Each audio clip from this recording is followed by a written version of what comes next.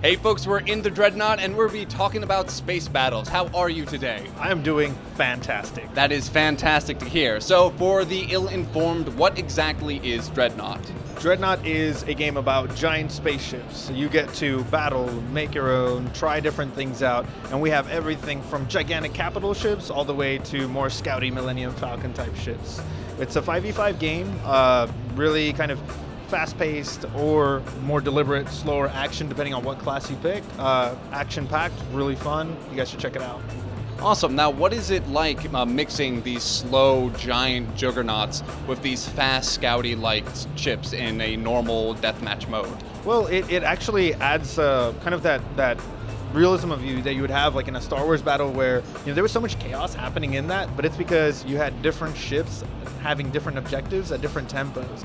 And what we basically get out of it is you have really diverse battles, right? You have big epic dreadnoughts which end up playing a lot more naval combat, big lumbering ships positioning themselves, doing damage from across the map.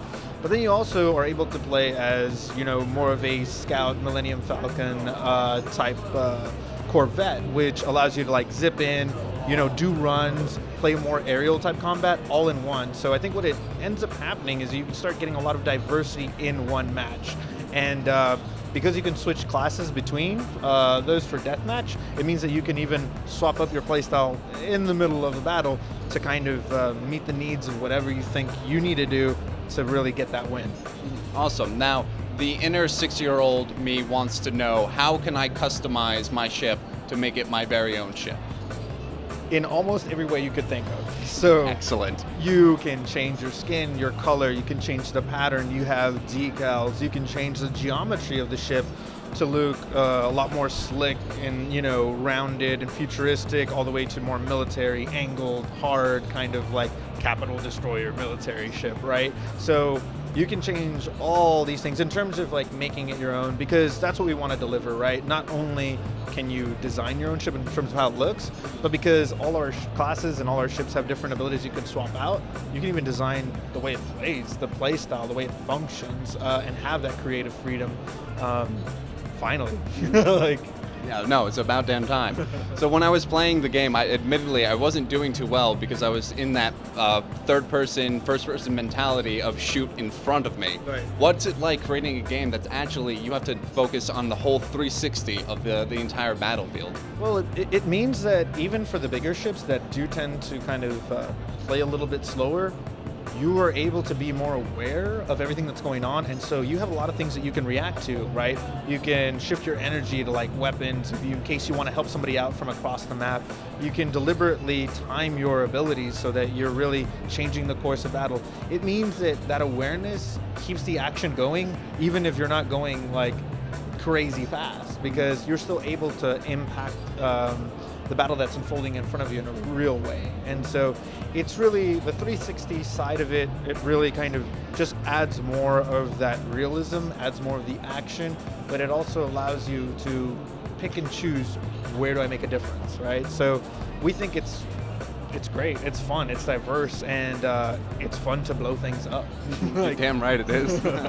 So I was noticing out at your booth that you guys are having almost a tournament or a competition going on. It seems like you can very well transition into eSports with this game. Are you focusing on trying to make an eSport, or are you trying to make the game first, then worry about that later? I mean, we're definitely want to make the game first, make sure that feels right, that feels good. We have a couple of big pillars in terms of like, we want to make it like really accessible, really fun, have that depth and have that like customization aspects. And all of that really leads to us having to have a game where when you look at it, you can see what's happening, right? It's a very watchable game. Like, if that missile's going there, what's going to happen? That ship's going to blow up. If shields are coming on, you know what's happening there. And so while it's very watchable, we want to definitely like grow esports in an organic way, and we want to listen to our players to see, is this something that they want us to explore a little bit further, support a little bit more. But our core is to really make sure that the game fundamentally is really sound, diverse, still upholds everything that we're trying to deliver, and make sure we fix that first. then we can start unfolding more of those pieces. But we're definitely really excited because it's fun to watch.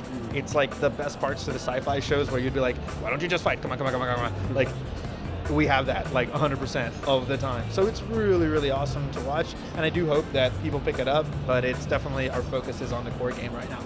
Awesome. And finally, when can people get their hands on Dreadnought? So we are currently open up for closed beta and invites or like registration. We'll be doing closed beta early this coming year. And so that's when we'll really be kicking in order drive. We're going to be really curious about like, how are people playing? What are people doing? We have two main modes, like deathmatch, where everybody can kind of just try out a bunch of different stuff, and then team elimination, where you have one life and then you come back as a jet fighter. And so one is, what do people do when they can do a little bit of everything? And the other one's, what do people do if team play, collaboration is really incentivized? And so we want to see what happens there so we can kind of grow the game in the right direction and have that conversation with our players instead of making those assumptions ahead of time, because this is kind of a new genre. This is a new style of game. And with it, we kind of want to go exploring with our players instead of get too far ahead, you know what I mean? Right. I mean, the game looks excellent. I'm very excited to see the development of this game. Thank you so much for your time. And for more content like this, head over to shacknews.com.